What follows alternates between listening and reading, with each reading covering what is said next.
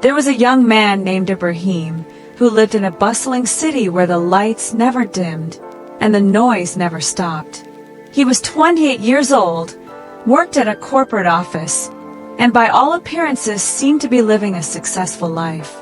He had a good salary, a nice apartment, fashionable clothes, and friends who invited him to every gathering and celebration. But inside, Ibrahim felt empty, like he was living someone else's dream rather than his own. His mother, Khadija, lived alone in a small house on the outskirts of the city, the same house where Ibrahim had grown up. After his father passed away 5 years ago, Ibrahim had moved to the city for work, promising his mother he would visit often and take care of her. But as months turned into years, his visits became less frequent. First it was every week, then every month, then only on major holidays. He would call occasionally, brief conversations filled with excuses about how busy he was, how demanding his job had become, how he barely had time to breathe. What Ibrahim didn't know was that every single night, after completing her evening prayers, his mother would sit on her prayer mat with tears streaming down her face, raising her hands to the heavens and crying for him. Not crying because she was angry or disappointed, but crying because she missed him desperately and worried about his soul.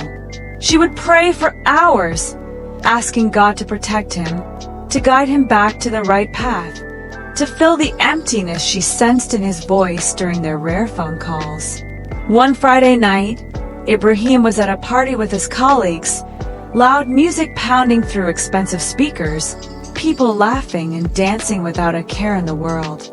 He stood by the window with a drink in his hand, looking out at the city lights and feeling that familiar hollowness in his chest. Everyone around him seemed so happy, so carefree, yet he felt more alone than ever. Suddenly, he felt overwhelmingly tired. He told his friends he wasn't feeling well and left early, driving through the quiet streets back to his apartment. When he arrived home, he collapsed onto his bed without even changing his clothes, and immediately fell into a deep sleep. In his dream, Ibrahim found himself walking through a place he didn't recognize. Everything was covered in a soft, golden light that seemed to come from nowhere and everywhere at once. The air felt different, purer somehow, and there was a peace in this place that he had never experienced before. As he walked, he noticed he wasn't alone. Beside him walked a figure dressed in brilliant white, radiating a gentle warmth. "Who are you?" Ibrahim asked, his voice barely a whisper.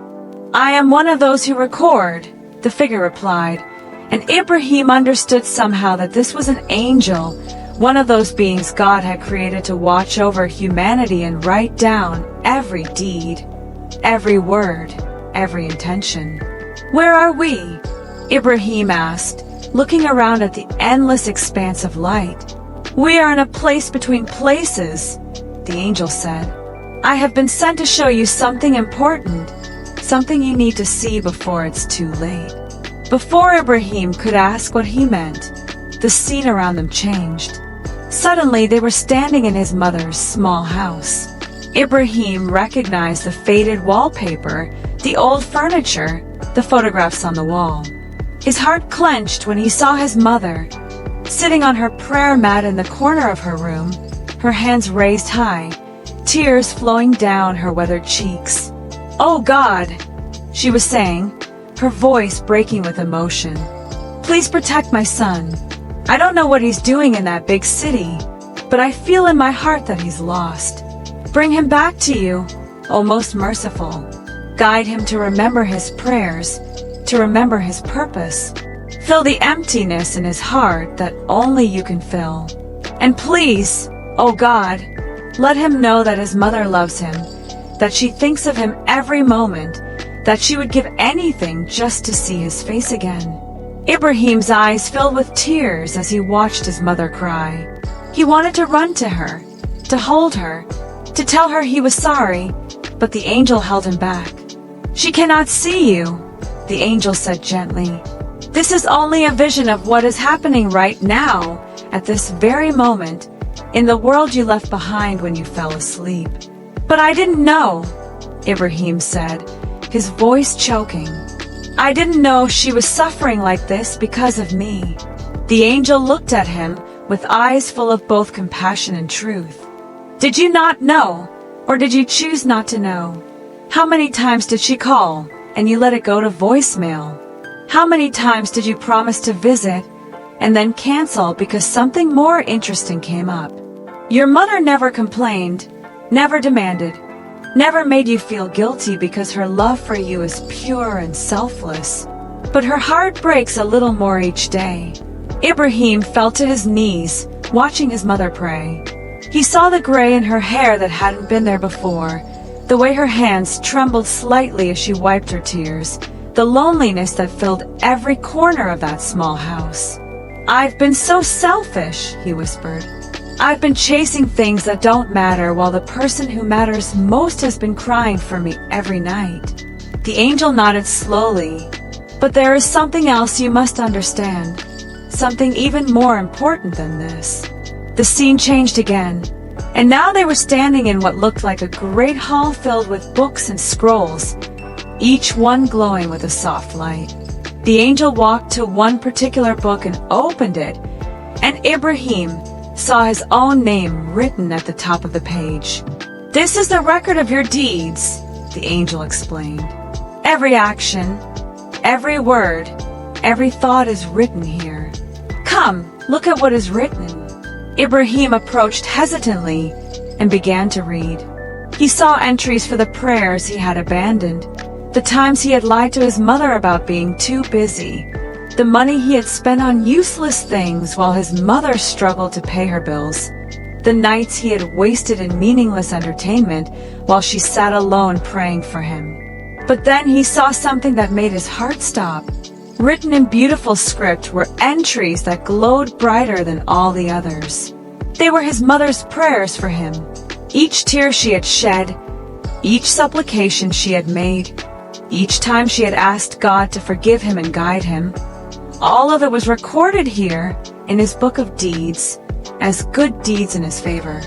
How is this possible? Ibrahim asked in amazement. These are her prayers, her tears, her good works. Why are they written in my book? The angel smiled. Because this is the mercy of God.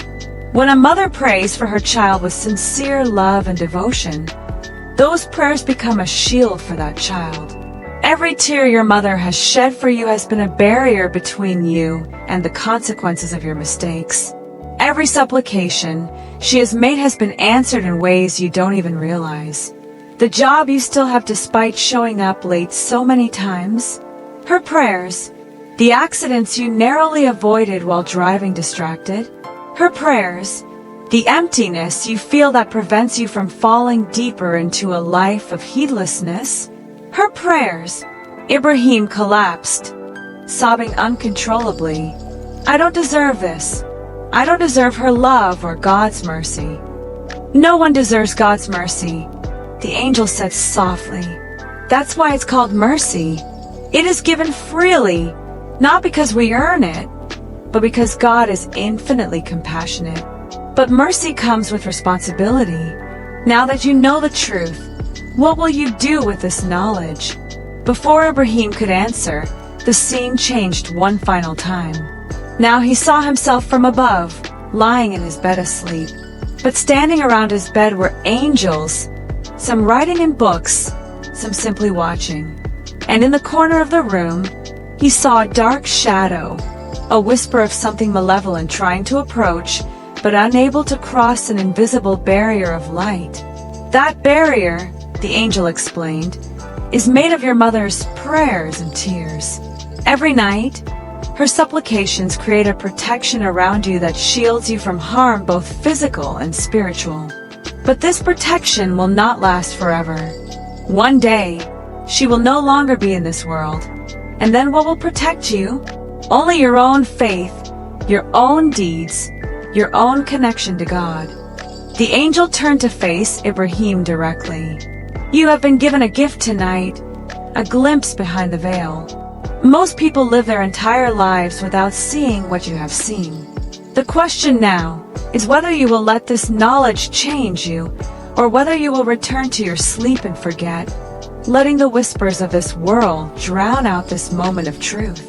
Ibrahim felt himself being pulled back, the vision beginning to fade. "Wait," he called out. "Tell me what I should do.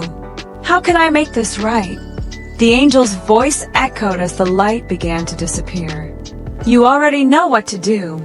The answer has always been in your heart, in the teachings you learned as a child, in the example of the Prophet Muhammad, peace be upon him.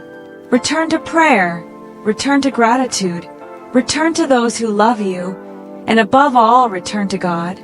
It is never too late to change, as long as there is still breath in your body and the chance to seek forgiveness." Ibrahim woke up with a start, his face wet with tears, his heart pounding. He looked at the clock and saw it was 3 in the morning, the blessed time before dawn when prayers are most likely to be answered. Without thinking, he got out of bed, made an ablution, and prayed for the first time in months. As he placed his forehead on the ground in prostration, he cried like he had never cried before, asking God for forgiveness, thanking him for his mother's love, begging for the strength to become a better son and a better servant of God. When the sun rose that morning, Ibrahim didn't go to work. Instead, he packed a bag, got in his car, and drove the 2 hours to his mother's house.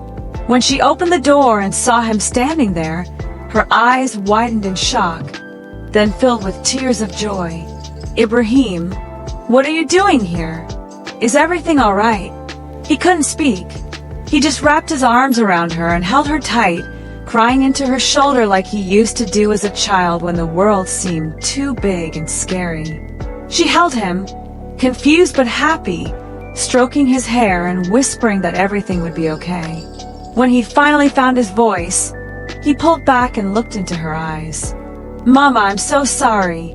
I'm sorry for neglecting you, for forgetting what matters, for taking your love for granted. I had a dream last night, and God showed me the truth. He showed me how you cry for me every night, how your prayers have been protecting me, even when I didn't deserve it." His mother's tears flowed freely now.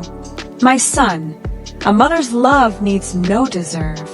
I would pray for you 1,000 lifetimes and never count it as a burden.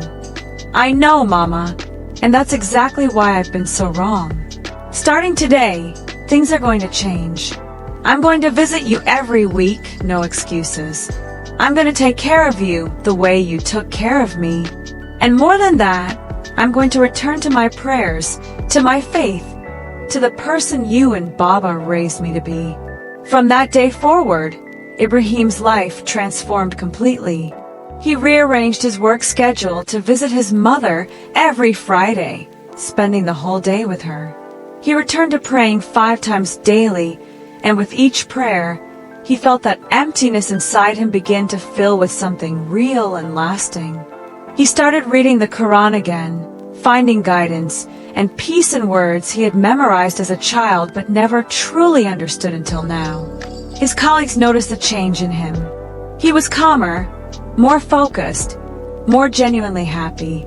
When they asked what had happened, he would simply smile and say that he had remembered what was truly important in life. Some laughed and went back to their parties and distractions, but others were curious, and through his example, a few began their own journeys back to faith. 6 months later, Ibrahim's mother fell ill. But this time, he was there by her side every single day, caring for her the way she had cared for him when he was sick as a child. As he sat beside her bed one evening, feeding her soup and reading to her from the Quran, she squeezed his hand weakly. "I prayed for this," she whispered. "I prayed that before I left this world, I would see you return to the right path. God has answered my prayers. You're not leaving, Mama," Ibrahim said, though his voice trembled. "You're going to get better." She smiled peacefully. "We all eventually leave, my son. But I am not afraid, because I know you will be all right now. You have found your way back to God, and that is all a mother could ever want for her child." By God's mercy, his mother recovered from that illness and lived for many more years. But that moment changed something fundamental in Ibrahim. He understood viscerally that time with our loved ones is limited, that the prayers of our parents are treasures beyond measure, and that God's mercy manifests in countless ways we cannot see until He chooses to reveal them to us. Years later, when Ibrahim had children of his own, he would tell them the story of the night the angels showed him the truth. He would explain how their grandmother's tears had been a shield around him, how her prayers had been recorded as his good deeds, how God's mercy had given him a second chance when he didn't deserve it. And every night, after tucking his children into bed, Ibrahim would sit on his prayer mat and raise his hands to the heavens, praying for them just as his mother had prayed for him, understanding now the depth of love that drives a parent to cry for their child, and trusting that God hears every whispered prayer and sees every tear shed in sincere devotion. This is the truth the angels wanted Ibrahim to know, that someone's tears for you might be the very thing keeping you safe, and that the greatest tragedy would be to realize this only after it's too late to change. But God, in His infinite wisdom and mercy, sometimes grants us visions and wake-up calls, opportunities to turn back before the door of repentance closes forever.